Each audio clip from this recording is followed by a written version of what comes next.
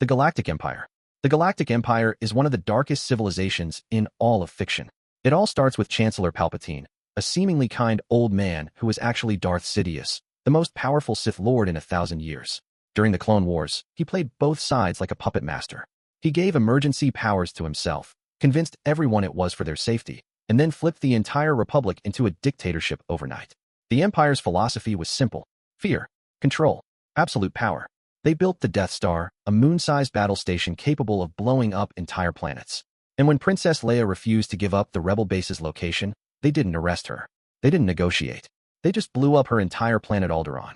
2 billion people, gone in a flash of green light, just to prove a point. At the top was Emperor Palpatine, a man who looked like a rotting corpse and somehow ruled the galaxy with an iron fist.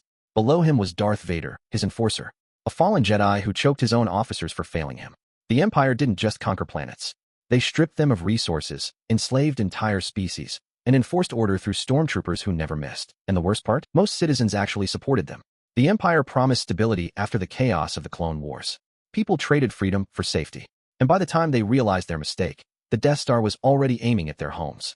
So yeah, living under the Empire wasn't just dangerous. It was a slow death of everything that made life worth living.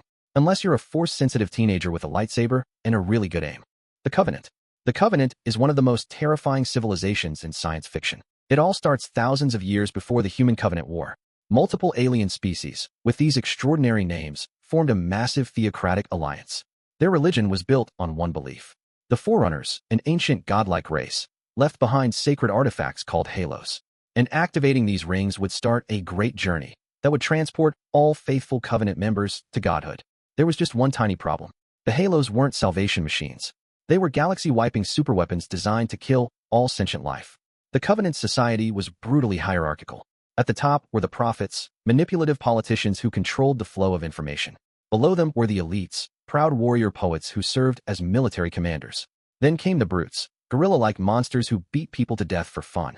And at the bottom, the grunts and jackals, basically cannon fodder. If you were born a grunt, your entire purpose was to absorb bullets so the elites didn't have to. When the Covenant discovered humanity, something broke their religion. Humans could interact with Forerunner technology. That meant humans were connected to the gods. Instead of questioning their beliefs, the prophets declared humanity a heretical abomination and ordered total genocide. Billions of humans died.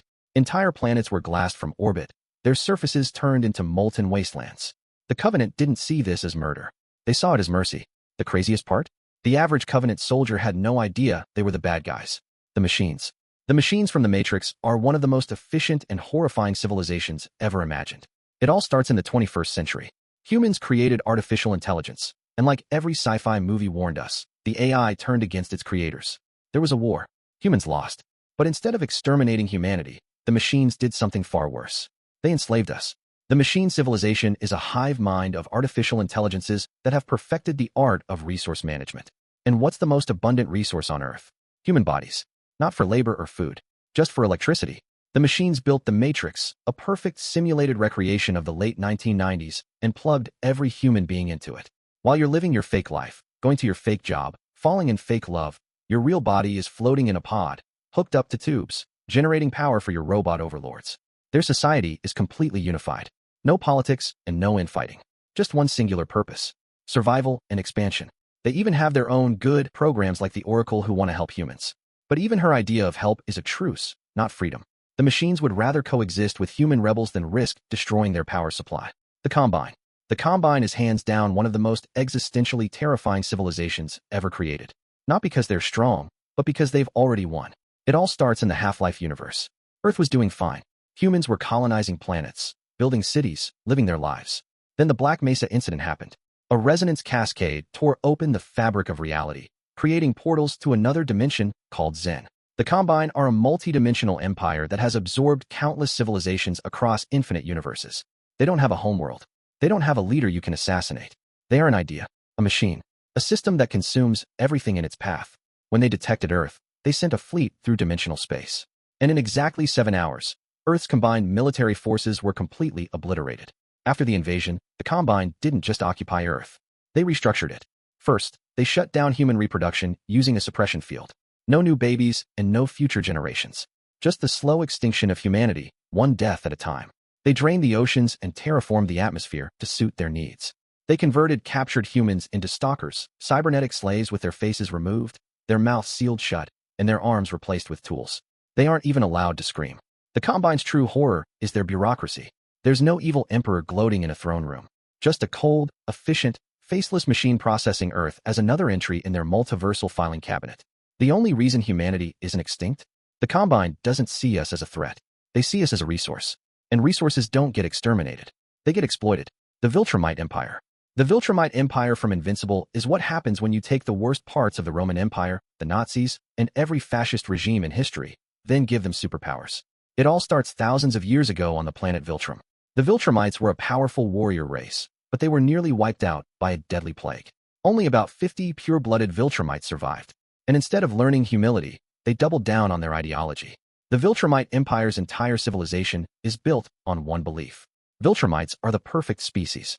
Every other race is inferior and must be conquered or destroyed. They don't negotiate or ally. They show up on your planet, tell you to surrender, and if you refuse, they kill everyone until you change your mind. And when they take over, they don't just install a puppet government. They breed with your population to create more Viltrumites. They absorb your species into theirs until nothing remains of your original identity. The darkest part? Viltrumites genuinely love each other. They have families.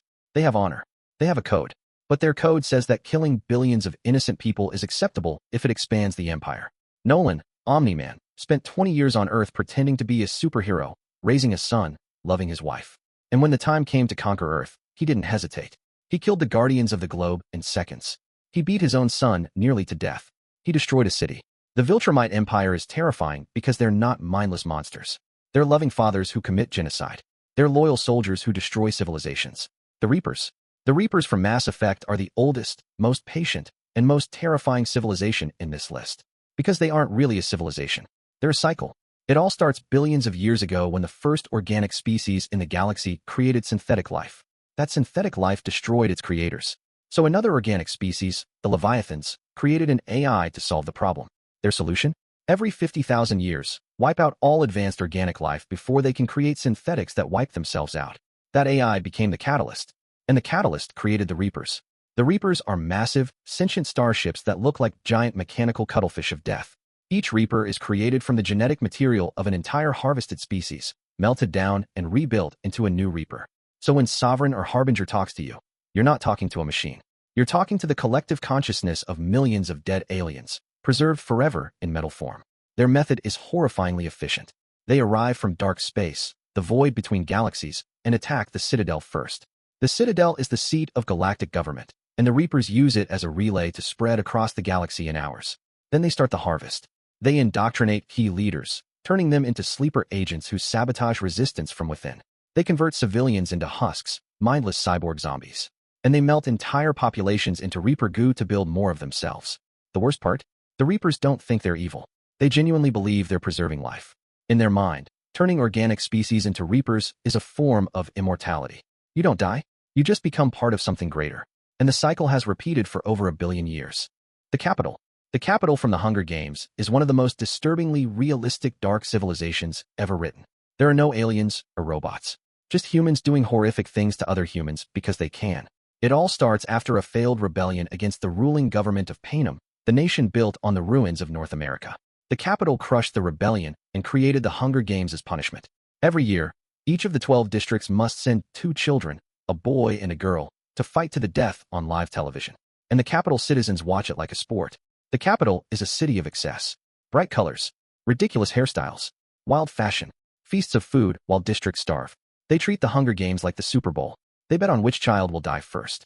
They throw parties while watching teenagers murder each other with swords and spears and rocks. And they don't see anything wrong with it because the districts aren't really people to them. They're entertainment. The civilization is built on a simple formula. Keep the districts poor, desperate, and divided so they can never unite again. District 12 mines coal. District 11 grows food. District 2 makes weapons. Nobody produces everything they need. So everyone has to depend on the Capital. And if anyone steps out of line, the peacekeepers show up. Or worse, the games get a new twist designed to remind everyone who's in charge. President Snow, the leader of the Capital, is calm and articulate. He smells like roses to cover up the blood on his breath from the poison he constantly drinks. He doesn't see himself as a villain. He sees himself as a necessary evil holding a broken system together. And the scariest part? He might be right. The nation of Gilead. The nation of Gilead from the Handmaid's Tale is the most terrifying civilization on this list. It all starts after a military coup overthrew the United States government.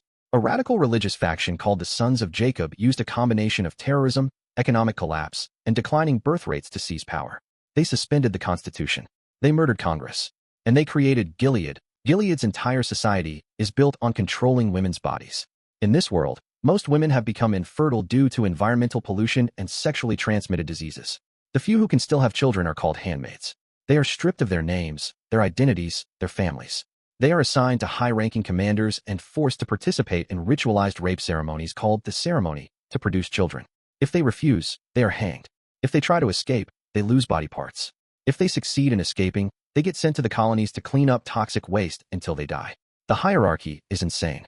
At the top are the commanders, old men who run everything. Then the wives, who hate the handmaids but tolerate them because they want babies. Then the aunts, women who train and torture the handmaids into submission. Then the Marthas, domestic servants. Then the Econo wives, wives of lower-ranking men who do everything themselves. And at the very bottom, the handmaids, walking wombs, property of the state. The darkest part of Gilead isn't the violence. It's the normalization. The citizens of Gilead don't see themselves as monsters. They see themselves as saviors restoring order to a broken world. They have prayers before meals. They celebrate pravaganzas, where handmaids who give birth are celebrated like heroes. The society from Snowpiercer, specifically the TV show, is one of the most brutally honest depictions of class warfare ever put on screen. It all takes place on a single train. The Great Arc, an eternally moving engine circling a frozen Earth after an attempt to stop climate change backfired and plunged the planet into a new ice age. The last remnants of humanity, about 3,000 people, live on this train. And the train has a strict class system. At the front of the train is first class. Wealthy, powerful people who eat gourmet meals, sleep in luxurious suites, and have no idea how the rest of the train lives. In the middle is third class. Workers who keep the train running but have minimal comforts. And at the very back is the tail. The poorest of the poor.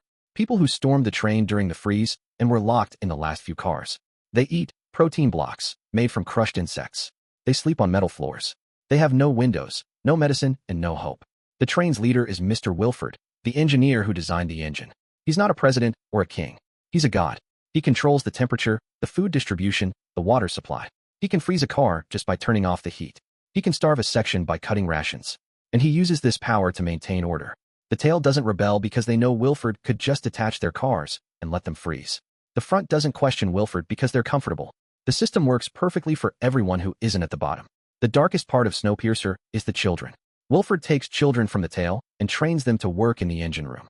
They crawl through tight spaces, replace broken parts, and maintain the eternal engine. They never see sunlight. They never play. They work until their bodies give out, and then they're replaced. Wilford calls them the clockwork and genuinely believes he's giving them purpose. The show makes one thing painfully clear. The train isn't a lifeboat. It's a prison. And the only way to change the system is to break it. But breaking it means everyone might die. And that's about it for this video. Let me know in the comments which civilization you think is the darkest. Don't forget to leave a like and subscribe to the channel. See you in the next one.